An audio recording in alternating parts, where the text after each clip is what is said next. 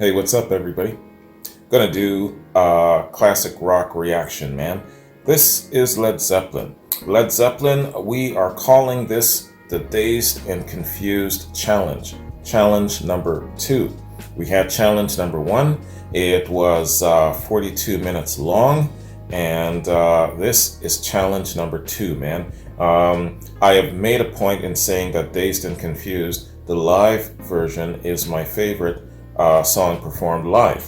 And I consider The Song Remains the Same concert to be the measuring stick, the standard to go by. And the challenge is find me a rendition, a live rendition of Dazed and Confused that is just as good but preferably better in your opinion. And see if the challenge is to see if I change my opinion on what version of Dazed performed live is better. So it's a little fun exercise between us Led Zeppelin fans, you know what I'm saying? So before I pop this off, I want to first give a shout out and a thanks very much to Miguel Lara. Miguel, thank you, man. I see Miguel more often on my Vimeo platform than on my YouTube platform. So thank you very much for submitting this challenge and providing the links for me, Miguel. I appreciate it. And apologies, I'm getting to it a little bit late. I've been very busy, and I'm playing catch up where it comes to reactions and things of that sort. So my calendar is pretty much running about almost 4 weeks late. Anyways, here we are. So we're going to hit this up. Also, in addition to this reaction, right after, we are going to check out an interview. So we're not going to have kind of like a review portion of the song because it would run a little too long. So we're just going to go straight into an interview. And this is an interview from Jimmy Page when he was quite young and up and coming in Led Zeppelin. So to commemorate Jimmy Page's birthday, which is today, happy birthday to you, sir, we are going to check out one of the early interviews given by Jimmy Page while he was still in Led Zeppelin. Now let me read this note. First off, thanks very much to Evelyn. Evelyn says, Wayne, I just listened for the first time to the best interview of Jimmy Page I've ever heard while he was in Zeppelin, while they were still together. Might I suggest it for Jimmy's birthday on January 9th? It's about 30 minutes and was made in 76. If not, you really should listen to it for yourself. It's stellar stuff, I wouldn't lead you wrong. It's audio only, a radio interview. Here is the link. Awesome. Evelyn, thank you very much. She also sent me a couple of other interviews. I really like interviews. So she's noted that, and she sent me a bunch of other interviews, which I'll cover in later reactions. So, disclaimer. This birthday tribute / reaction to Dazed and Confused challenge / interview with Led Zeppelin is not for the everyday Led Zeppelin fan. Let me explain. There are different types of Led Zeppelin fans. Some Led Zeppelin fans approach it as basically they want to experience the conviction through the music, which is fine. Others come to my channel looking for some sort of entertainment factor coming from the host. So there's a bunch of different Led Zeppelin fans. Some Led Zeppelin fans, like myself, look into this as almost a science. And so we're going to separate the Led Zeppelin scientist fans from the casual Led Zeppelin fan. And what I'm saying to the casual Led Zeppelin fan is this. This is going to be a long reaction, probably close to 2 hours long. And in your opinion, it might be a little bit on the dry side. So I don't want to hear about it. I don't want to hear shit like, yo, you should do something different like this. Forget about the interviews. It's dull. It's this. It's not here to entertain you. Do you understand? This is for the serious, scientifically focused Led Zeppelin fan, separating them from the casual, only aesthetic seeking Led Zeppelin fan. So spare yourself the hassle of coming into the comment sections later or private messaging me, telling me how I should do interviews, how I should do this, how I should do reactions. I'm telling you right now, saving you some time. If you're here to be entertained purely, it's not the reaction for you. So skip this one, because this is basically an analytical type of focus. Just so you know, just saving you some time and saving me some damn hassles with all your comments. So I'm being a little bit more aggressive towards a couple of people lately, because they keep insisting that, hey, you know, yes, it's your channel, but I can still tell you what I think you should do with your channel. And I think that you shouldn't have so much Led Zeppelin on your channel. Can you believe the nerve of some of these folks? So I'm giving you some warnings. If it's the same people chirping in and saying the same shit, you are running the risk of getting blocked. You've been warned a number of times already. So for us, Led Zeppelin fans who are more on the scientific level, this is your reaction. Dazed and Confused. This is Inglewood, California in 72, is it? Sorry, going back to Miguel's 72, Inglewood, California. 45 minutes long, man. Let's get it.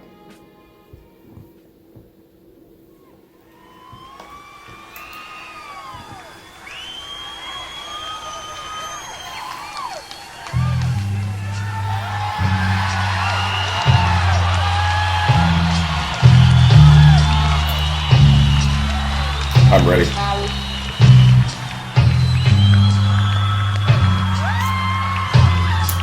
Happy birthday, Jimmy Page.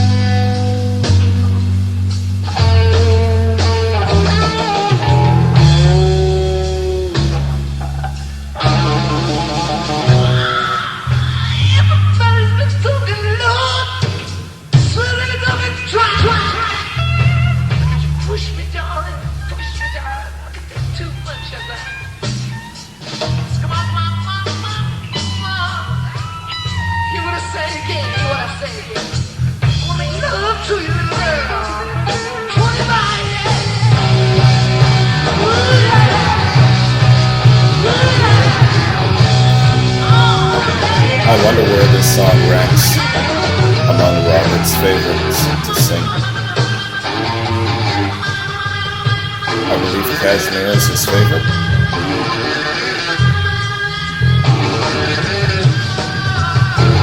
This one's got to be up there, I'm sure.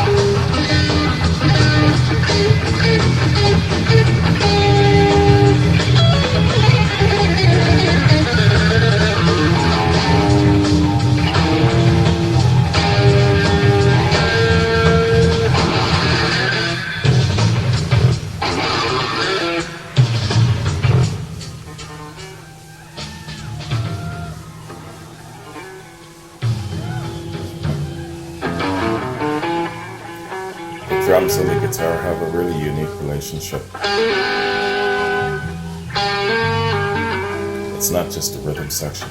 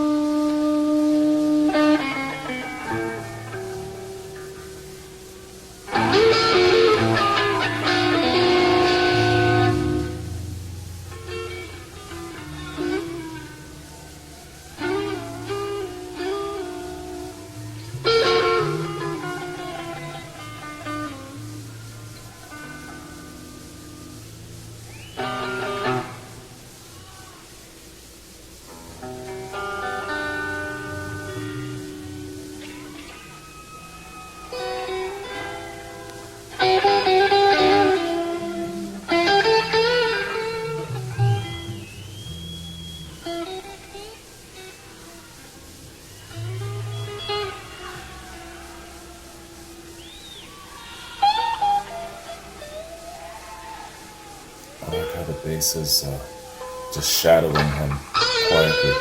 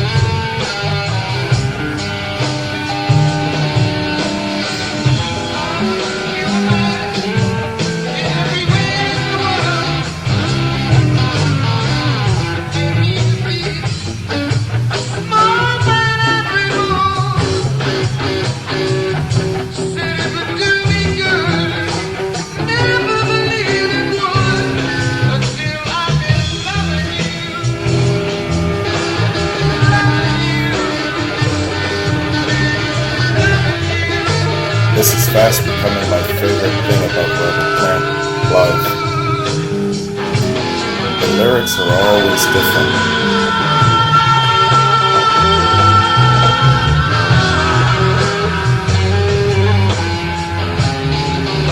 I was expecting if you're going to San Francisco.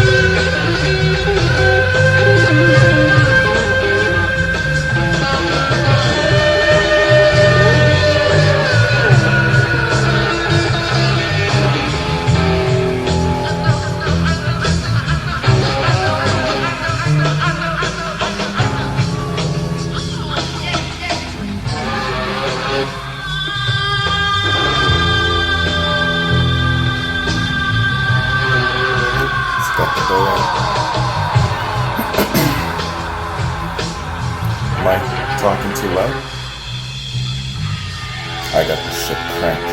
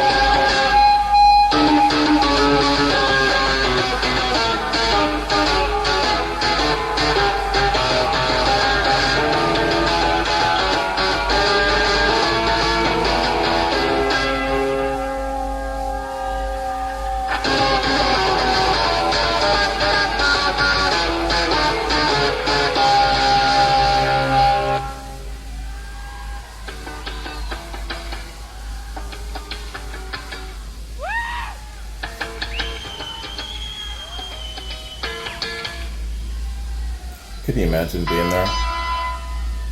This would be sending chills up your spine, wouldn't it?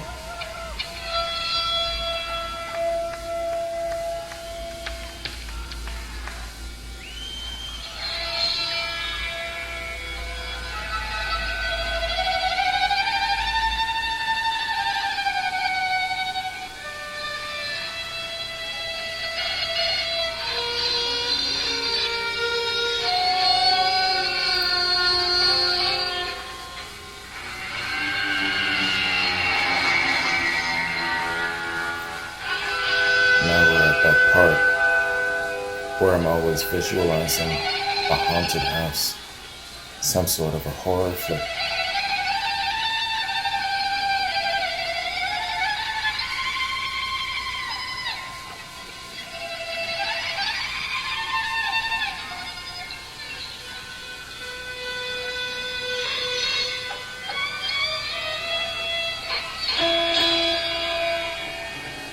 Could you imagine Paige hooking up with Rob Zombie, doing a bunch of horror flicks?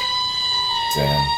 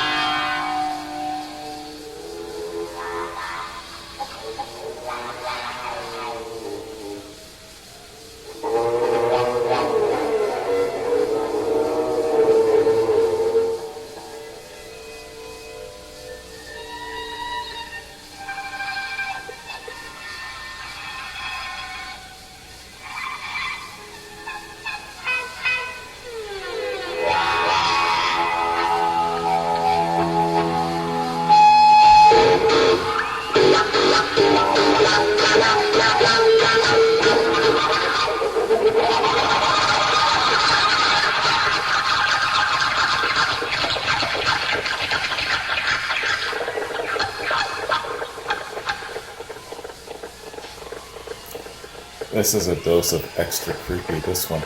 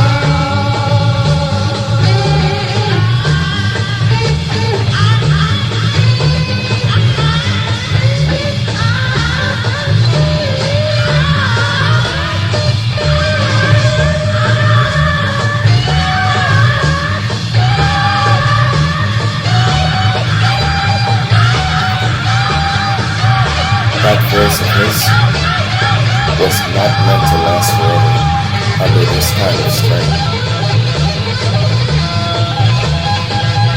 No way.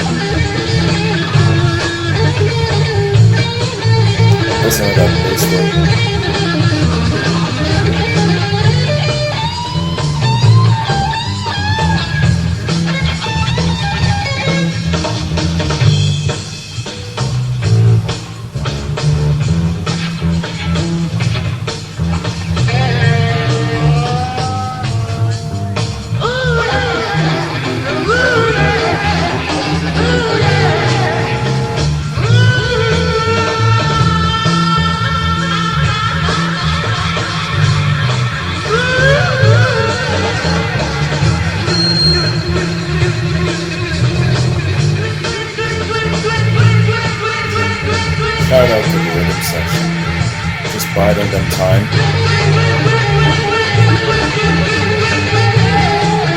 letting them go wherever they want.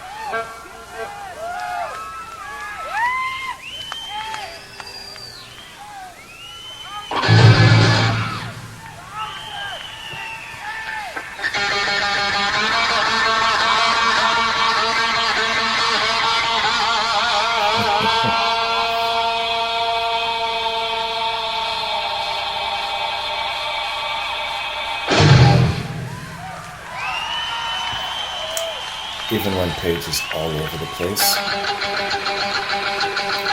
they can still keep up with him.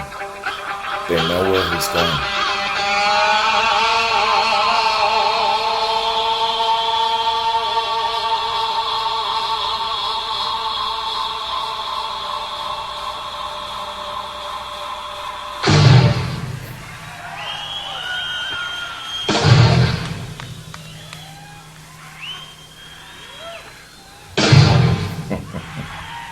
They're just having fun.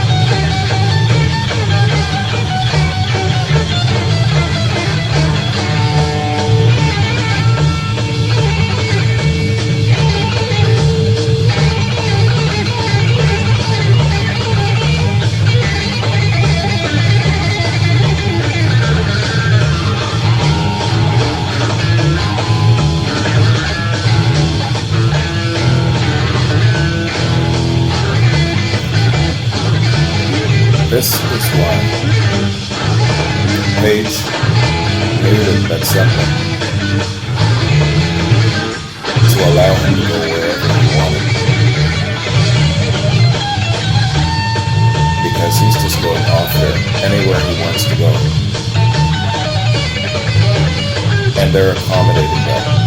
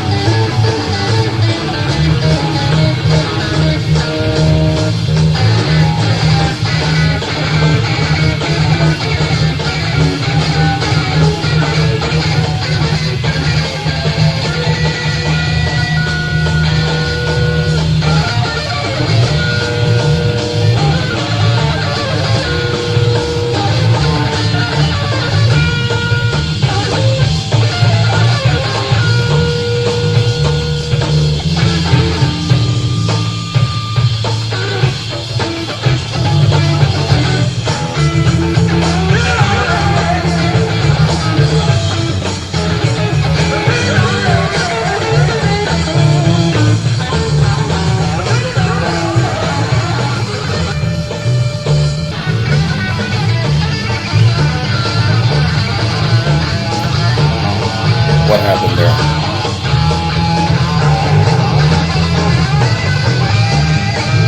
It's like a little splicing was done.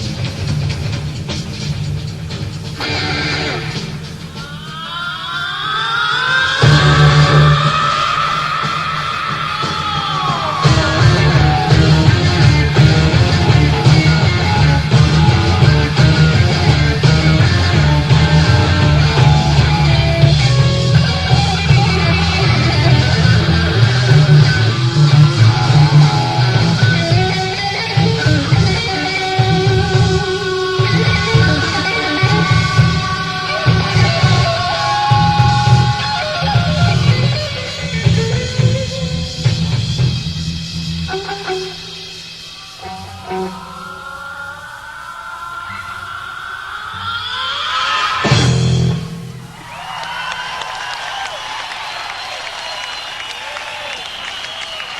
right.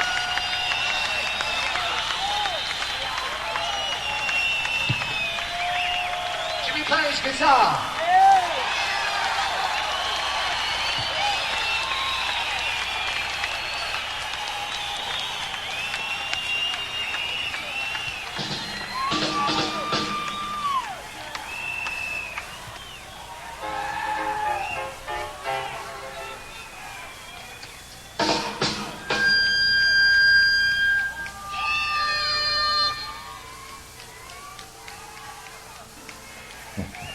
It's interesting listening to the crowd. This is a song that came to us about 2 or 3 years ago, sitting around a fire. We managed to get a recording truck and stick the microphones through the window, sit by the fire, and make an LP. Can you believe that? That's the way to do it, right? Gives you the right atmosphere to write, sometimes to write what we consider to be reasonable songs. We'll leave you to decide.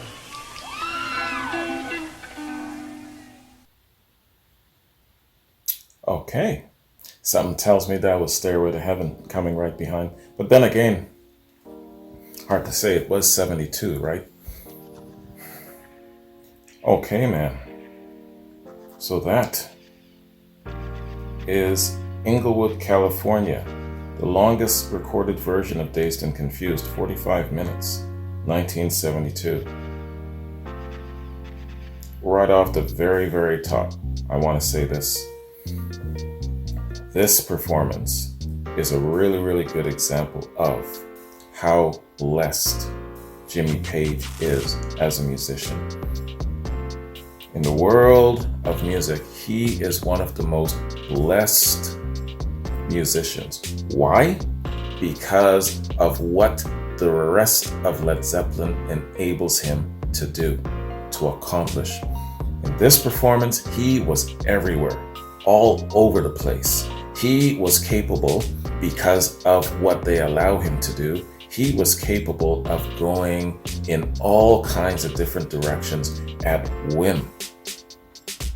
How many bands could allow for that kind of leverage, right? This is one of the biggest reasons why Jimmy Page is a blessed musician. This is why you cannot separate these four individuals. I remember them saying about John Bonham that there's no way, I believe he was saying this to David Letterman on the interview, no way we could replace him, because we in the middle of a track, in the middle of a concert, in the middle of whatever, we can just all of a sudden shift directions. And how many musicians, how many drummers would be able to do that? To be able to train someone to kind of grow that instinct, to kind of be in tune like that, would probably be a very, very daunting task. And so for that reason alone, one of those reasons alone, they could not carry on without John Bonham. Gotta say that about all the other members of Led Zeppelin. He was doing a call and response with Plant. He was messing around with Bonham here and there. Collectively, the rhythm section knew where he was going. You know, even before he finished, you know, they're like, okay, here he is. He's going through this little valley of stuff. He's gonna come out on this end. Let's meet him there. You know what I mean? Blessed musician, because he's got the rest of Led Zeppelin to enable him to do whatever the hell he wants, right? So that is the pros of that.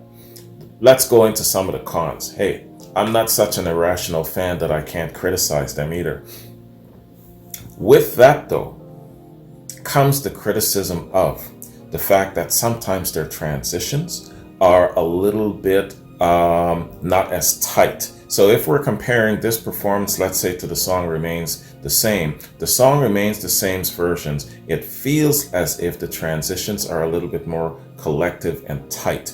And the guitar solos, when he goes off, doesn't seem as aimless And, I mean, sometimes it's good for him to go off and do whatever he wants, but he runs the risk of it sounding and giving you the impression that it's just aimlessly wandering. You know what I'm saying? So there's good and there's bad in their approach. And this is a really, really good song. It's probably the best song to use where it comes to kind of critiquing, their musicianship, their creativity, their all of the different things that they incorporate. There's great things in it, and there's not so great things in it. Sometimes you'll catch yourself getting a little bit on the impatient side with, okay, he's going off again. How far into it is he going? Where is he going to exit? Where is this going to go? It seems a touch on the aimless side. So sometimes you get those feelings. I get those feelings, especially with Dazed and Confused. And I'm sure that if I review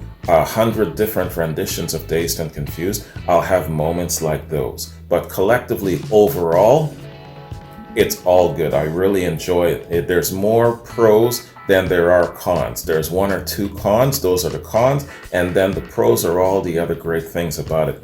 Plant improvising and infusing different kinds of lyrics. Listening to some of the bass grooves along the way, just keeping it together. John Paul Jones is the glue, man. I've said that many times. And with that bass, whatever he's doing with that bass, he's keeping things going. He's keeping it collective. He's laying it out where they can go anywhere from that point on. He's giving Jimmy the allowance to basically collect himself and decide which way he's going to go. You know what I'm saying? John Paul Jones, man. The silent assassin of Led Zeppelin. Can't say enough about these guys. I could sit here and I could talk about 2 or 3 hours about how great they are. Try and pick it apart and break it down. But let me just surmise it to say that Jimmy Page, happy birthday to you. You, because of the rest of your band and your great talent, you are one of the most blessed musicians to ever grace this planet. Because of those other 3 guys with you. Absolutely, man. You cannot separate the other 3. Led Zeppelin is such a collective whole. Man, it's unbelievable. I would argue to say that no other band relies so strongly upon the contributions of all 4 of their members. And again, you take one of them out of that, it changes the whole chemical dynamic to the point where it's just not Led Zeppelin. Now, Jason Bonham comes in a very, very close second. And in your opinion, do you think that he's capable of stepping right in and fulfilling and completely helping to complete that circle?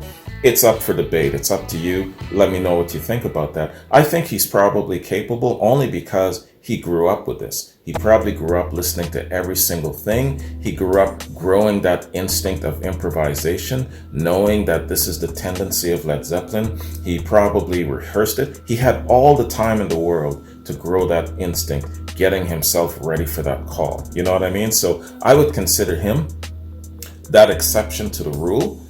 Maybe another musician could step in and do that as well. It would take them a while to find such a person, but maybe such a person exists. But yo, man, that great thunder of the gods, that collective sound of Led Zeppelin is just so elemental. You know, I can't stress it enough.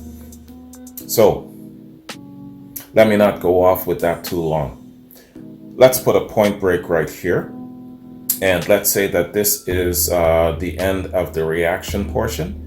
And then I'll break for the benefit of YouTube. We'll come back and then we'll hit up that great interview. Okay? See you in a second. Okay, everybody, here we are. Back again, man. A great, great performance by Led Zeppelin. Some of their live cuts is truly a fantastic listen. Definitely a trip of sorts, you know. So let's do this. Let's check out this radio interview that Evelyn sent me, man. Radio interview 1976 by Clear Sound. And it's Jimmy Page while they were still together. If it's 30 minutes long, he's probably talking about the future of Led Zeppelin, I bet. All right. Happy birthday, Jimmy Page. Radio interview, 1976. Let's get it. It's your 8th album. Yes, Eighth. you're totally right. This is your 8th album. Yeah. This is your first live album, isn't it? True, yeah. Was there any kind of particular courage needed by yourself, or Robert, or Bonzo, or John, in putting out a live album as against? Well, look, let's say this. It is a live album primarily, but it is a soundtrack as well, because we've got live recordings of concerts going back to '69. Albert Hall and Madison Square Garden again, Forum in Los Angeles, and yet we haven't put them out before. In fact, there was a plan at one point to put out a chronological live LP, which would have been fun, you know. Yeah. As apart from being a rock musician, how do you feel about almost primarily being a film star, literally overnight? I haven't even thought of it in that way at all, just a sort of an appearance every now and again, really, because to me the whole thing's basically a musical, you know, and there are different sequences, you know, the make-up, montage or whatever, but it's not acting as such, is it really? It's just appearing and showing your face, you know. Tremendous things have happened to you since 1968, really, haven't they? Oh, too true, yeah. Are there any particular moments between 1968 and 76 that you qualify as being the highs of your total career at this particular stage?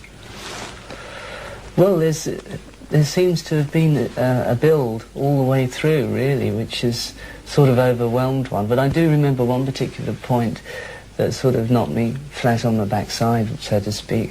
We went to the States after having not put out an album for 15 months or something, and not having been there for a year. And the very first two concerts, the first one being Atlanta, had like 53,000 people there, and the next one, Tampa, Florida, 57, and suddenly I thought, my goodness, what's going on? You know, it's crazy. You know, it's the way that people were really just, you know, flocking to us with this great loyalty. And the sort of promoters that were saying, oh, they'll never do it, you know, nobody's going to turn up because they haven't put out any product. And it suddenly occurred to me that, you know, we had a different sort of following to most people. And, you know, it's that sort of thing is obviously very warming to the heart and the soul, you know. Were you very happy to Rolling Stone initially and having a very different following from the usual following that follows rock musicians? I think really it's, as far as groups and audiences go, groups, especially on live shows, you know, they're as good as the audience, really. The audience, I've seen some shows where the audience has been better than the group that I've gone to see sometimes. Let's put it this way, pacing the history of the group, so to speak, an album will come out, say the third LP, and there was a lot of more acoustic numbers, there's more of a total mellow mood than, say, on the second LP, which was like a rock and roll one, really. And the critics gave it a bad time because they expected us to be in sort of groove that they could relate to, you see, sure. and it was too much of a shock. But we'd gone through changes within our own lives, and it reflected in the music, as it has up to now, sort of thing, you know. And it's very encouraging to find that the audience as such can relate to those changes and still be with you, you know. That's really great, you know. Yeah, sure. Do you ever worry about an image that you have of being extremely heavy? What, the sort of heavy metal thing? I think we managed to erase that sort of tag and cliche that got put on us. Around about the fourth LP, to anybody that was still doubtful about us and wondering really where we were at and everything, when Stairway to Heaven came out, they realised that we were a group that was intent on change, and there was far more of a dramatic quality within our particular brand of music than, say, the, so to speak, heavy metal groups. You know, there was more going on within it, within the framework. At the advent of Led Zeppelin, did you feel that in fact when you developed some kind of musical policy, that it was very important that your audiences came along to identify with the particular thing that they thought Led Zeppelin was? Was that a worry at all? Well, no. In putting the group together in the early days, you know, I had an idea of what what I thought was right within those days. And it didn't really matter whether it was going to sort of happen or not within one's mind, because it was so enjoyable to be playing. And one could feel the chemistry was there even from the very first day of a rehearsal, that there was something there that was definitely going to be really good and really enjoyable to be part of. We never really bothered to purposely engineer situations which we knew would be acceptable to audiences or critics. In fact, it's been quite the reverse, because we've come under the hammer a number of times just by sticking to one's guns, and I mean, if one has sort of composed a certain amount of songs at one time and they've gone on an LP, because basically an LP is only where you've been, collectively at that time. Obviously, one knows there's a change of direction or something. Maybe a group could say, well, wait a minute, wouldn't it be better to sort of stick to the usual policy to keep it, keep the identity and everything there? But we've never done this. We've obviously it's been we're very highly critical of what we do, but it's, as I say, the band is a band highly intent on change and sort of ever onward, pressing as far through the boundaries as one can possibly go. Yeah, sure. Jimmy, do you think there was any kind of reason why audiences developed almost overnight for Led Zeppelin, particularly in America? I mean, America happened first, didn't it, really? Well, I think the fact was we were really a very earthy group, and as I say, there was this exploratory thing going on within the music, and at that time there was a lot of apathy setting in, and what kind of apathy, actually? Well, it was just at the end of the San Francisco phase, well at the end of that. Yeah. And I remember that's in fact where we really took off in San Francisco. And Country Joe was on the bill, and one of the other San Francisco groups. But there'd been like a very sort of, almost like a brotherhood of groups over there. Yeah. And they just knew these people inside out. And suddenly somebody was there really laying it down, and of course they just reacted to it. And the news of that particular night just spread like wildfire over the States, and suddenly we'd made our mark. Did you have any particular plan of attack, of musical attack, or musical structure? No. On your very first night in America before an American audience? Well, no, only the amount of stuff that we'd written. I mean, to be quite honest, I'd been in the Yardbirds before, and obviously I had a lot of ideas that I'd built within the Yardbirds. It hadn't gone down on record or anything. And I sort of, worked on those a little bit as a framework, because obviously when you start a group, you've got to have a certain amount of framework, and as you're going to do other people's numbers, That's right, yeah. And there was obviously overtones of that, and of course that erased itself as we, continued. As a member of the Yardbirds, were there burning musical policies within you itching to get out that you couldn't fulfill with the Yardbirds? Only at the end, because they'd,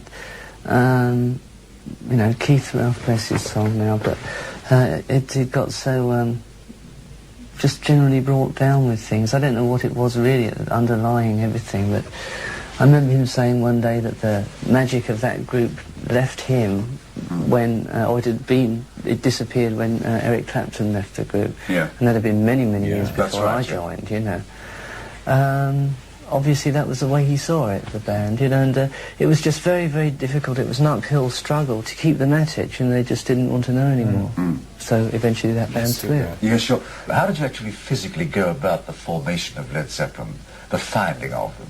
Well, I wanted to carry on for sure, because I had a certain amount of faith in, certain reactions that one had experienced in the States, with the Yardbirds, and other places, Australia too, and England too. And Terry Reid was a singer that I remember having worked with on a bill, the same bill rather, I should say. And an enormous singer too. With, it was the Rolling Stones tour, and when you think about the bill now, it's amazing. There was I Can Tina Turner Review, Terry Reid with band then called Peter J, Yardbirds and Rolling Stones. I mean, you just don't get bills like that. No, right. Idea. But anyhow, I tried to track him down, and lo and behold, he'd just signed with Mickey Most. But he suggested Robert. So I tracked up to Birmingham and saw him, and I was amazed, you know, and suddenly it all started to come together in a very short time. It wasn't like a year's process of getting it all together, which seems to be the usual thing. I mean, the whole thing came together within a matter of weeks. When you first saw Robert, can you remember your immediate reaction? Yes, I do. It was very strange, actually. I thought there must be something wrong with this chap, because if he hasn't got on, because, you know, the quality of his voice was really, you know, striking. I thought it must just be a personality thing. Right, I remember this. You know what I mean? I mean, Yes, he'd made records and this, that and the other in Birmingham, and I just couldn't understand what it was that had held him back. When you actually first approached Robert Plant and spoke to him, can you remember what you said to him? Well, I made reference to Terry Reid, and I said, you know, I think we should, you know, get together if you're interested. Come down and, you know, spend some time at my place. We'll go through some sounds, some records, see if we've got the same idea, you know, if we're sympathetic, and take it on from there. He was very aware of you, of course, was he? Yeah. I mean, he knew what we were, you know, that there was this thing of forming a group, you know. And then, well, we seemed to get on pretty well, you know. And he was very blues orientated, and of course I've been through that as well. And then I played him a lot of other things, which I planned to sort of attempt, like Babe, I'm Going to Leave You and things like that, which, you know, had a totally different approach to the way that it had originally been done by Joan Baez. And he seemed to be into all of these things, so it was definitely on, you know. It was a real gelling of... Yes, it was, for sure. Apart from his ability as a singer, and obviously as a musician, did your personalities gel? I mean, did you like each it was other, that. or? It was that. The only thing was, I remember he was doing a lot of West Coast music, which I had an aversion to. Why was a this? lot of Buffalo Springfield What didn't things. you like about it? Well, I just, you see, there was an image over here of the West Coast scene, and actually a lot of the bands were very, very poor.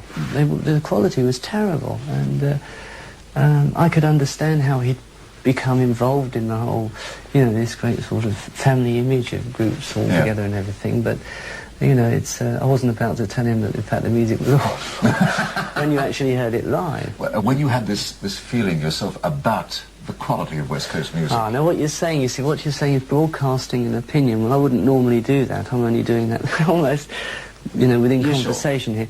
I mean, for instance, say, I'll give you two examples. Buffalo Springfield, I saw them, and they had the sort of balance. Obviously, the musical content was totally different, but say, the Hollies, if one ever saw those in the old days, a perfect balance, perfect harmonies, everything was completely routine, right down to the line, and that's how they were. Yeah. Now, I went to see Jefferson Airplane, and they began their set with a bass solo, which was absolutely phenomenal. And these were in the days of the whole, you know, apex of the San Francisco scene, and I thought, well, my God, this is going to be just the end of the world, you know, when they start. And then they began playing, and I couldn't believe it. They couldn't keep time, and it was awful. You know, it was just a great shock, you know. But it was only a personal opinion. You see, as far as the social importance of it, you know, the social attitude, it was very important. And so, you know, I'm only speaking on a musical point. Yes, sure. You know. And from Robert, you gathered for Led Zeppelin, for the completion of Led Zeppelin. Well, John Paul Jones, somebody that I've worked with many times before, on studio dates, and John Bonham, Robert had played with, and fought with, but in the past, and he was playing with Tim Rose at the time, That's so we went to see him, and he was, well, there were two people actually. It was B.J. Thomas of the Procol Harum, and Bonzo. Those were the two possible drummers, you see. But when I saw Bonzo, I knew that he was definitely on, you know. When you think back to your very beginning of a thinking human being, which is sometimes very hard, and sometimes very clear and very easy to assimilate almost immediately. I mean, I remember you being musically sparked off by Chuck Berry, etc. Is there something even before then? Yeah. Baby Let's Play House by Presley. Yeah. That was a record. Even before Elvis Presley? Can you remember the musical thing? Oh, what, the first sounds that I ever heard? Oh, yes, absolutely. Stan Kenton, I should think. Yeah. Those sort of things. But the first rock and roll thing that really turned me on, and I went, wait a minute, what was that? And it was Baby Let's Play House. It was the very first time you'd heard Yeah, it? and that's when I wanted to play after hearing that. I thought, I want to be part of this. What did it do to you, and it just sent shivers up my spine. and how did you devise in your own mind, how were you going to become a part of this? Well, I didn't know. I didn't know at all, but I was just determined to sort of be part of it, you know?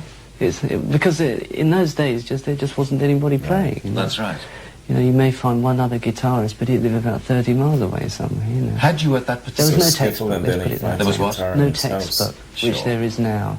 Had you at that stage picked up any kind of instrument? I mean... No, not really, no. And you had Not at all, I won't say not at all, no. And I think somebody had given a guitar to the family just soon after hearing that record, and it just sort of happened that obvious sort of process of one day finding somebody who knew how to tune it, and then one was away, you know. Did you... And then went through the rock and roll phase, Yep. you know, Rick Nelson's guitarist, James Burton being a great influence, Chuck Berry, then B.B. King. All these things started to unfold, all the different styles of guitar, the electric styles anyway, and then becoming involved in, you know, classical music and really seeing the guitar as such an important instrument, and there are so many different approaches and styles that could be, you know, employed upon it. Did you buy a book with chords on it, or did you finger it round and work things out for yourself? Or? I don't know, I think I probably just used to take all my frustrations out on it, like some people smash plates against walls, you know. Yeah. Mainly it was just trading things with other people, you know, and then once one got an ear, you could hear it from records. You heard a record, and you think, well, I'll try and play that solo, and that's really how it started. And I think all the other guitarists the same way too. And you started to try and emulate what you heard, and before long you could play those solos note perfect. So then you started to follow these good guitarists, so to speak, that could play in your own mind well. Yeah. And each time the next record came out, you'd buy it, and you know, a day later you'd have the solo off. So bit by bit, that's the way one taught themselves, you know. Can you remember some of the frustrations that made you want to play the guitar? All I remember about it was taking it to school and having it taken away every time it was seen. Yeah. So trying to hide in the corner of the field to practice. I used to try and play the thing all the time, you know, to improve. And it was sort of confiscated and given back at the end of the day. Do you think it detracted from, let us say, your possible academic skill? No, not really. Certainly not to the degree that obviously the staff would have thought. You know, I think but nevertheless, I would have thought one of the most important things about this music is the fact that it wasn't taught, that it is self-taught, almost like a craft, you know, and that it has evolved through the young folk, through the street, and it's been a social statement, you know. And so it should really go hand in hand with any academic subject. When you started playing a guitar, when you first heard Presley, was it the start of a personal rebellion against society, against rules laid down as to what you should? No. It didn't really occur to me at that point that that's what they were. That's what was going on within the lyrics and everything. That became evident to me through Chuck Berry and what he was singing about, and suddenly the coin dropped, and I thought, wait a minute, you know, this is what he's saying. And No Money Down and things like that. That's right. Incredible stuff. When you heard No Money Down, when you first heard your first rebellious lyric, as against all you'd been taught to accept. Well, Baby, Let's Play House. Come and move in with me. I mean, that was 1956 or 7 or something. It just, you just didn't do those sort of things. That's right. Live in sin. You were, you know, and almost excommunicated, weren't you, from society. Right. And you thought what? Well, I more so than actually the lyrical content, which hit me later. You know, as I say, it was just the musical thing, the fact that it was so vibrant, and that you could feel that they were really, I can't just say enjoying what they were doing. It was just a total commitment and involvement. And a I mean, I'll tell you one thing, at the end of Mystery Train of Presley's, you can hear him laughing. I don't know whether you've ever... That's just right. on the fader. And it's just things like that where it's like they know that they're doing something which is Risky. revolutionary almost, you know, within musical fields, and they're just so into it and committed to it. And that sort of dedication and conviction, I can sympathise with, you know. Especially when I viewed what was going on around me in other sort of music, you know, the Guy Mitchell days and things like that. It just had nothing going for it at all. Because it is quite amazing, you know, when I interviewed Robert at one particular stage of my career, I asked Robert about music and the initial spark that made him go, well, hey, what? He talked about Rosemary Clooney and Where Will the Baby's Dimple Be, which I think that if you actually played to a public in 1976... and people associated with it being in the initial spark for Robert Plant, they would be absolutely, totally blown and couldn't believe it. I'm blown away too, to be honest. That's incredible. It really is very odd indeed. Do you ever look back upon old records that in fact you liked, say, in your very early childhood? I mean, do you listen to them now and say to yourself, my God, what was that all about? No, or I don't. Or do you actually. still find I can still validity see, in them? yes, I do, especially in the... you know, Jerry Lee Lewis and people like that, Eddie Cochran. You've got to remember how young they were at the time. And you say a record like Mean Woman Blues, something like that by Jerry Lee Lewis, 17, 18 years of age. Well, who's doing anything as good as that now at 18 years of age? No one. That's the point. That's the point. And they were innovators. They were doing something new. They weren't relying on a whole textbook that's been laid down for them. The creative These renaissance. people, you know, Start. something just happened at that particular point of time, you know, this whole thing, the whole thing blossomed within a whole collective number of people, and it just came out, you know. But that's the thing that knocks me out, when you think that, you know, like the ones that are sadly lost, like Eddie Cochran, Buddy Holly, you know, died before they were, what were they, 22 when they died? Very young. I mean, the amount of stuff that they laid down. And then when you think of the music that, say, has been laid down in the time between, and you look at the younger ones, you know, say the pre-20s, you know, there's not that much there. That hasn't really been really cribbed right from blues or from rock. And that's the thing that impresses me, isn't it? Jimmy, is there a danger, let's say 1976, of trying to be, or in fact not even trying, but being over-creative? No, I don't think so, no. You know, it's scratching the surface almost at the moment, but I reckon another 5 years it's going to be. There's going to be this is what I'm saying, the younger people are going to be coming through, and then it's really all going to happen. You know, I really think it's going to be an exciting musical heritage to be looking forward to. Yes. And it's needed, all this great fight that went on in the 50s and the 60s and everything else, to open up the doors almost, to let the flood come through, you know, to break down the barriers. Right. How much influence do you think that the Beatles exert on today's breakout of rock music generally? I don't know about today. Certainly at the time, you know, the social question poised by the Beatles, you know, the long hair and this, that and the other, as it was called long hair then. But of course, in long hair, we've only recycled again, haven't we, in fashion? Well, exactly, yeah. Yeah, sure. It only got cut off because of the wars and lice and things like that. That's right, yeah. But I think at the time, you know, it certainly a lot of change went down, a lot of social barriers. Again, were broken down, class barriers, even though it may have been resented afterwards, but nevertheless, they helped to do that. And over the years that they were very musically prominent and productive. And I think there's a classic example of a group who shows so much development and maturity within their music within the years that they were together. I mean, let's face it, the early records aren't, you know, they're nothing to really write home about, but by the time they were at Magical Mystery Tour, I mean, it was really going some, you know, really. Would you, as an eminent musician of the 60s and the 70s, advocate that in fact there is possibly room in our educational structure where people who are gifted immensely musically have no need to go through all the academic studies that they may never use, stick entirely to music really from the moment that they discover that they have ability? Well, you see, now you're posing a whole question of education, the whole system of education, and let's face it, Great interview. as Who it is this guy it's interviewing? pretty much a waste of time. As far as my own education went, I didn't really receive any education, as far as I'm concerned, until I went to an art college. And then somebody sort of started to talk to me as an individual, as opposed to like a number in a room.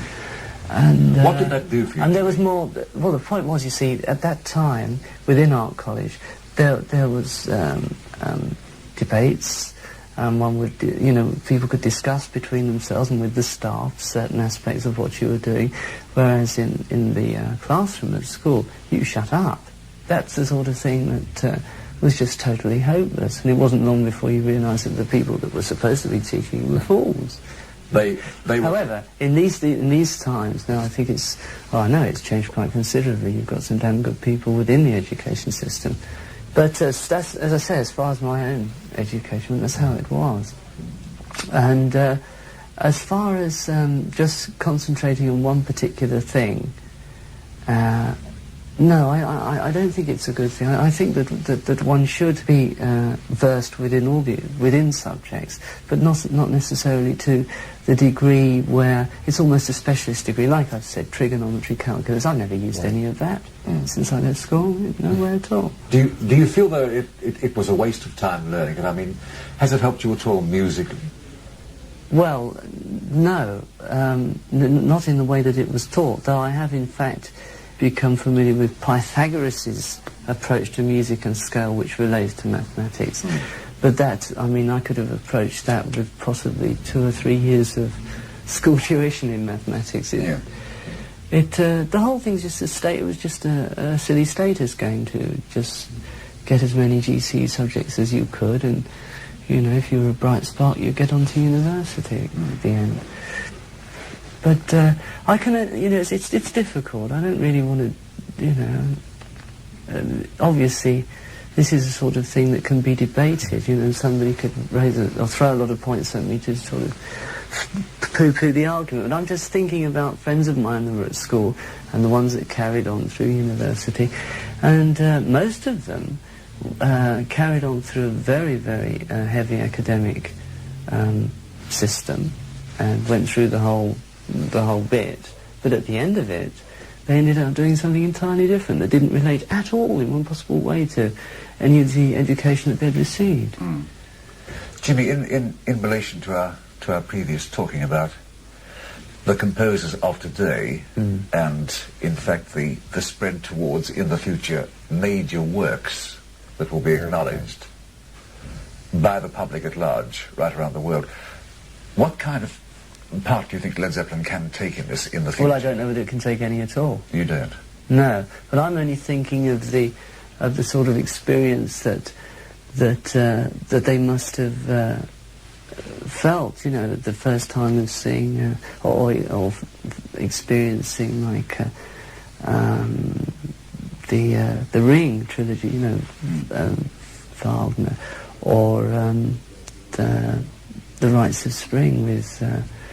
Or the Ballet Russe and all these sort of things all tied up together. This whole environmental experience.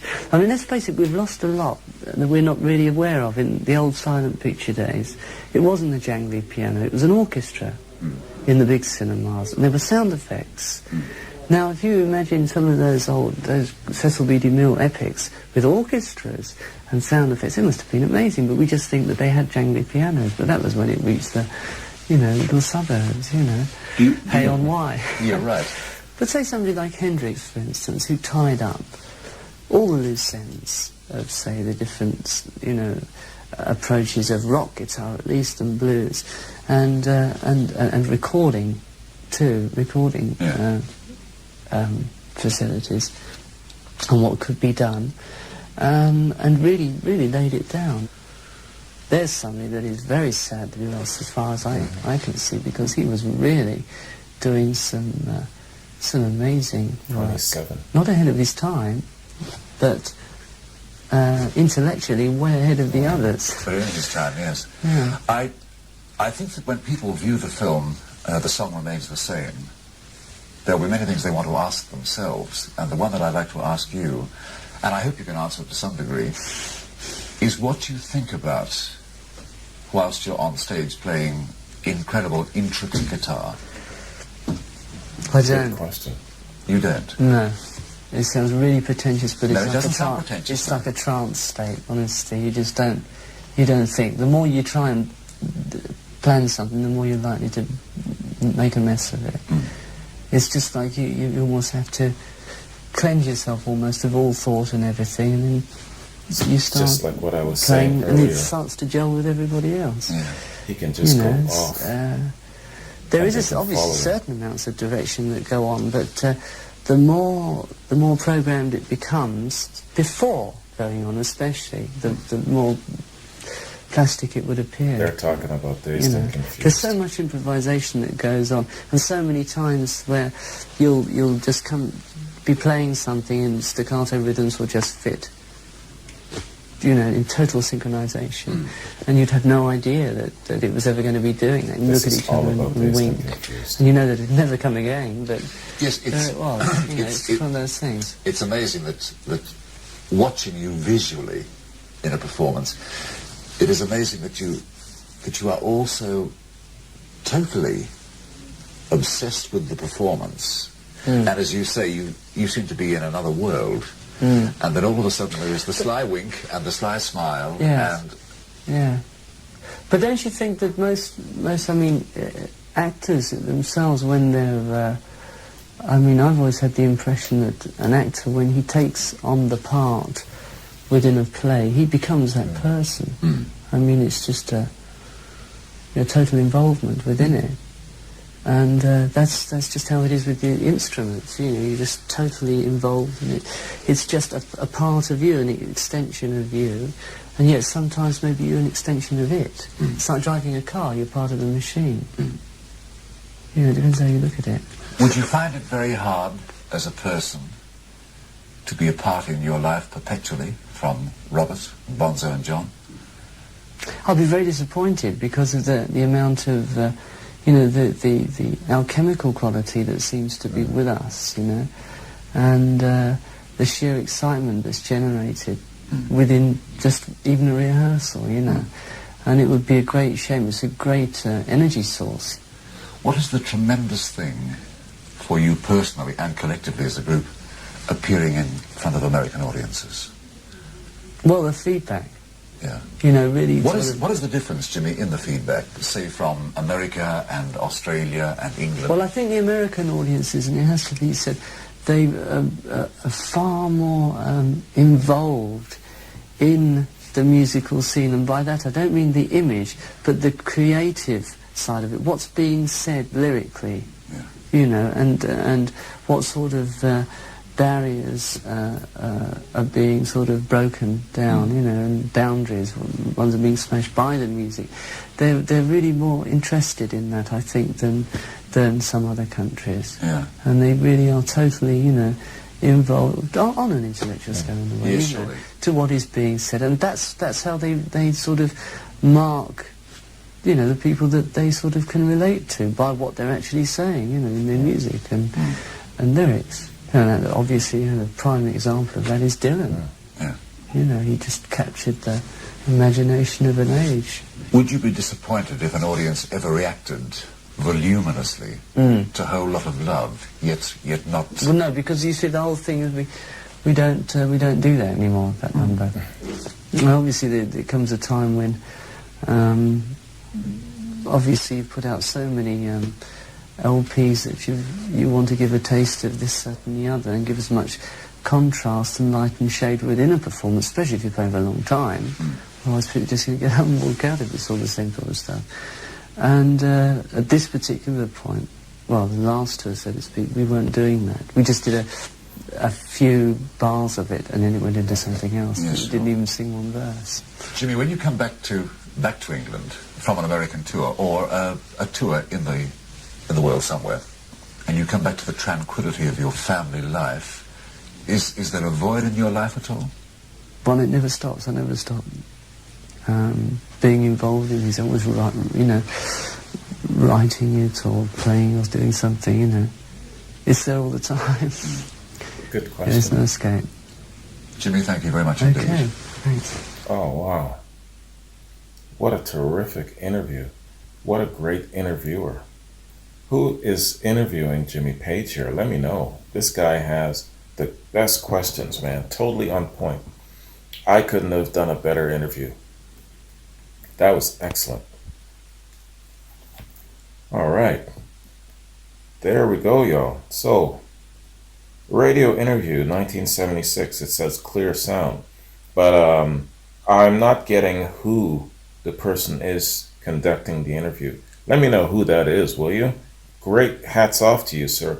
Excellent questions, man. And you shut up and you let the man express himself. That's the way it's supposed to be done. Excellent. All right, guys.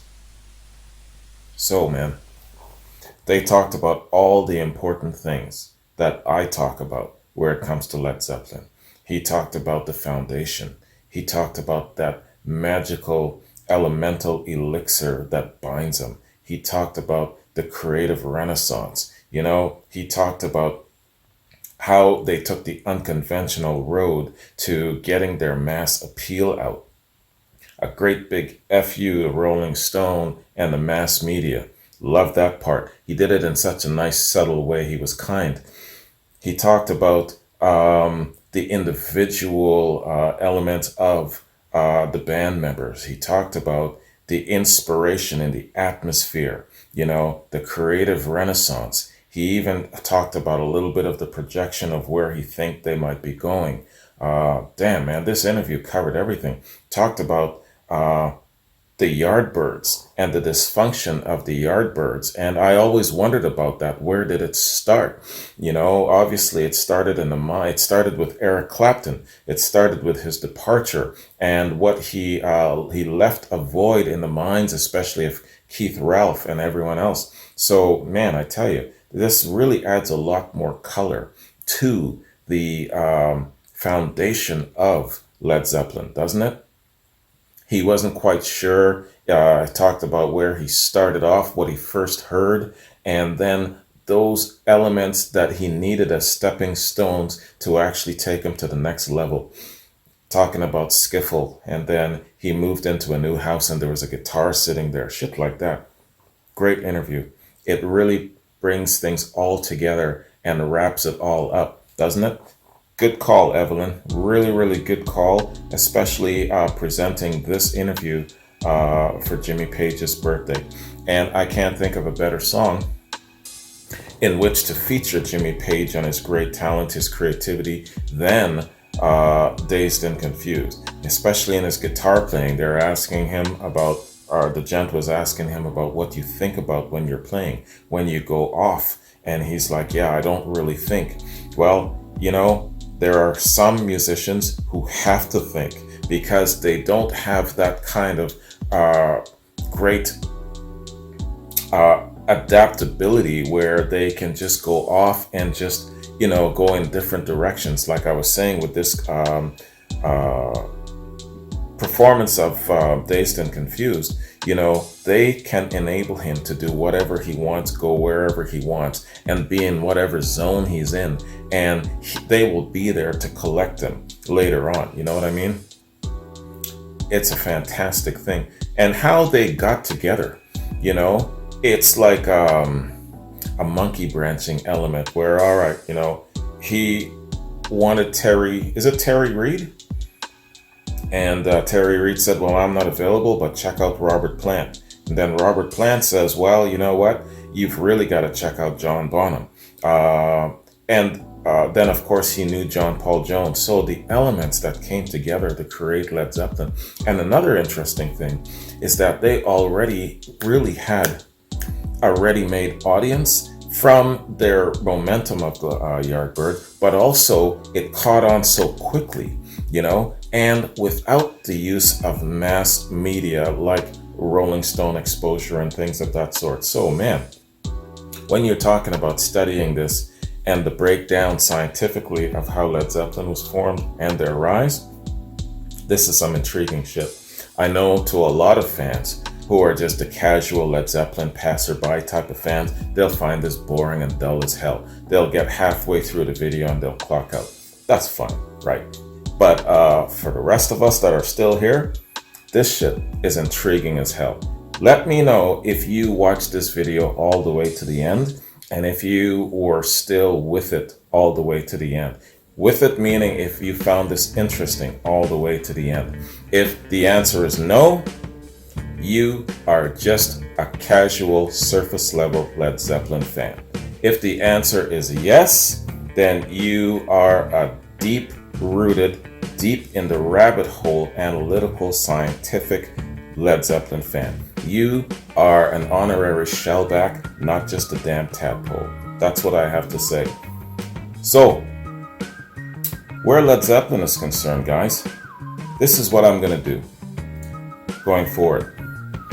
I'm going to continue to entertain the Dazed and Confused challenges because, again, Dazed and Confused still is my favorite Led Zeppelin song performed live. I love the variety of what they offer. I love the length. I love the familiar bits of musicianship that they go into, and sometimes they present it differently. In this case, Plant was singing some different lyrics. I expected him to say, "If you're going to San Francisco," and he sang something different. So there are some elements in each performance that is different, and it's intriguing. So you're always wondering, okay, how is this rendition of Dazed and Confused going to sound? So I'll always be intrigued enough to check out whatever you recommend where it comes to that. And I'm always going to pose the challenge of find me a version that's just as good or even better than the song remains the same. We might never actually get there, but it's a fun process to go through. You know what I'm saying? And what I'll do as well is, here's my favorite Led Zeppelin songs performed live. Dazed and Confused, No Quarter, The Rain Song, The Song Remains the Same, and what's my fifth one? Oh, Whole Lot of Love. Those are my 5. So what you can feel free to do is throw those challenges at me. Not just Dazed and Confused, but also No Quarter, Rain Song, geez, what did I just say? Whole Lot of Love, you know, Song Remains the Same, because those are my favorites so far. So you can just keep throwing them at me. When I have time, I'll hit them up, you know, and that's how I'm gonna go forward with my Led Zeppelin live reactions. And I'll continue to do the odd live concert that you might send me. Like John, for example, he sent me a link for Japan.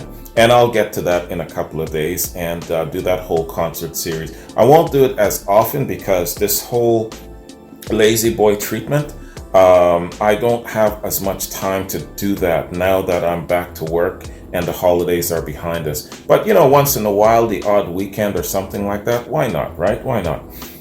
And so that's what I'm going to do with Led Zeppelin going forward into the new year as well. Get into some of their solo stuff as well. I'll be hitting up some interviews. And so just kind of diversifying what you guys might suggest where it comes to Led Zeppelin. A good example of diversifying was my reaction to It Might Get Loud. I really enjoyed that very much. And it was a performance / interview, getting to know the 3 musicians very well. So that sort of thing is very intriguing to me. Not just listening to a song and doing a reaction, you know, but also getting into some of the other things as well. It isn't just about entertainment value for me. And I suspect that a lot of you Led Zeppelin fans, it isn't just about entertainment value either. So that's where we're at in our collective walk with Led Zeppelin. We are deep, deep, deep in the rabbit hole, aren't we? So we're taking a serious deep dive together, man. And we're leaving some of the casual Led Zeppelin fans on the surface, and that's okay. I'm not shunning them, but I have to not pay as much attention to a lot of people passing by saying this and saying that. You know, what I'm doing, like I said, is it's just a core collective group of people between myself and a couple of other core Led Zeppelin fans at this point. and we are going in deep. And we can't take everybody with us because not everyone is going to appreciate it. This particular reaction and interview, not every single Led Zeppelin fan is going to have an appreciation for it. Absolutely not. And you'll see that. You'll see that in the traffic, and you'll also see that in the likes versus dislikes. I don't give a shit about dislikes, but it's a good idea and a good indication to you, the serious Led Zeppelin fan, of who's where and where we're at where it comes to your level of curiosity and intrigue about Led Zeppelin, how deep you're willing to go. So we can only take certain people so deep into the rabbit hole with us. So the ones that are still with me to the very, very end, let me know who you are, all right? Because going forward into the Led Zeppelin rabbit hole even further, I'm going to be paying a lot of particular attention to you specifically and what you're recommending. I'm not going to shun everybody's recommendations or whatnot. There's still a lot to explore. I know there's still stuff that I haven't heard from Led Zeppelin yet and whatnot, but you know, sometimes it's good for a person, especially a host like me with 20,000 subscribers, to really focus on some of my core. Because if my attention is just going all over the place, I just can't manage. To the point where, you know, there was a while I was considering actually shutting down the other platform. You know, there was for a while there I was considering disengaging my Patreon for this classic rock platform just to kind of contain a little bit more and scalp down the traffic a little bit more and kind of separate the wheat and the chaff a little bit. But you know what? It's a new year, and I'm just going to take it easy as it goes. And the true Led Zeppelin fans, the core Led Zeppelin fans, they'll be with me, and you guys can afford to wait. The ones who are like, you're not doing enough Led Zeppelin, we're not even going to bother with that. The ones who are like, you're not doing enough Led Zeppelin, we're not going to bother with that either. You know what I'm saying? So it's just ultimately going to be just a core group of patrons and subscribers where it comes to the Led Zeppelin stuff going forward. You know what I'm trying to say, man. So yeah, that's it for my Led Zeppelin updates and what I plan on doing down the road. Immediately after this, the next Led Zeppelin reaction you're going to see from me is more than likely the back-to-back spin-off of Whole Lotta Love. And I'm looking forward to doing that because 2 weeks ago did a Whole Lotta Love. It was really fantastic, and I'm saying to myself, geez, it comes very, very close to the song Remains the Same version. So let's have a little spin-off. So I put the question out there, and a lot of people said that would be fun as hell. Let's do that. So we'll be doing that soon, probably in another week or so. I just want to kind of get a couple of reactions behind me that I'm still running behind where it comes to my patrons' reactions. So once I get caught up in a week or so with everyone's stuff that I owe my patrons and I'm back on the timeline sequence, then we'll hit up a little bit more Led Zeppelin. Probably also down the road take up a little bit more of the Unholy Trinity. I kind of dropped the ball on that a little bit, and some people were asking me, hey, you still going to do some of the Deep Purple Sabbath stuff? And yes, I will. Just a little bit further down the line, probably in another month or so. So I just want to get into this first month, and then after that, I'll have a little bit more clarity going forward. Anyways, so that's the update for what's happening in the channel right now and what's going to be happening where Led Zeppelin is concerned going down the road. So thanks for joining me, man. I hope you like this. Miguel, thank you. Evelyn, thank you very much. I appreciate it. I enjoyed this very, very much. That interview was great. That Led Zeppelin performance was great. And it was a perfect setup for the interview. So they touched on some things that really complemented the performance. And I know that at some point, what they were really talking about, that question he posed about what he thinks about when he's playing the guitar and he's going into the zone, they were talking about,